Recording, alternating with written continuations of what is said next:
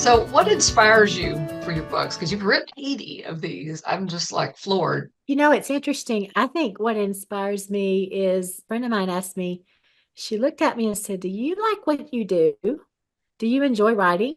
And I said, "Well, yes, when the words are coming, it's wonderful. When they don't, it's torture."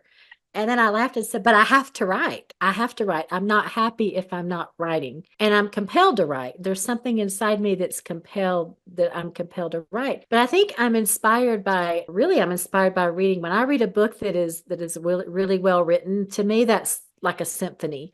Or if I watch a show or a movie that's well crafted, it just speaks to my soul, and that inspires me. And then also I'm inspired by sometimes by people. Sometimes I'm inspired by circumstances, or the secret song of the Ditch Lillies. I know that's one that is very One I literary. love. And, and I love that. Well, thank you. I love that one too. And it's kind of interesting because it's kind of making a resurgence. People are starting to really like it, which I'm thrilled about. But You need to but the send that idea of off to Reese Witherspoon. If anybody watching this race, knows Reese Witherspoon, connect her with Jen. that's what I like. Race, if you're listening to this you would really enjoy this.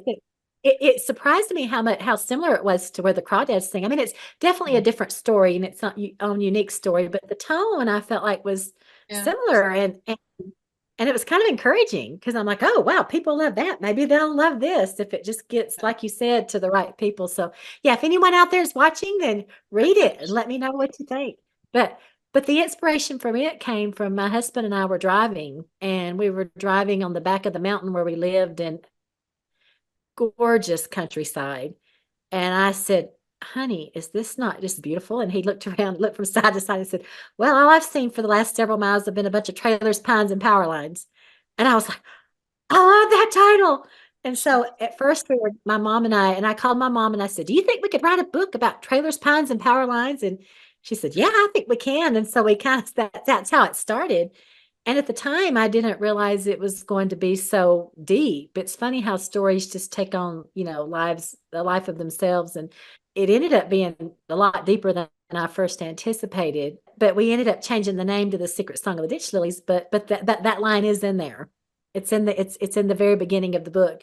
So the inspiration. So it comes from a lot of different places. I think when you have that mindset, when you're in that creative mode, and I know you, because you're a creator, and I know that don't you feel like everything inspires you? Like if you're in that creative mode and you'll see something or someone will say something and you're like, "Oh, that's perfect." And it'll trigger something. Yeah. You're looking for it when you stay in creative mode. You really Yeah. are. You're looking for it, and so you're open to it because Mhm. you're looking for it. And I pray a lot for inspiration too. Like I don't write a book without praying for inspiration, and I feel like a lot of it comes.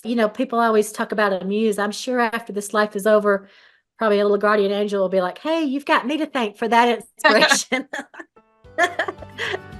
Do think we have unseen help when we ask for it. Definitely. For sure. I do.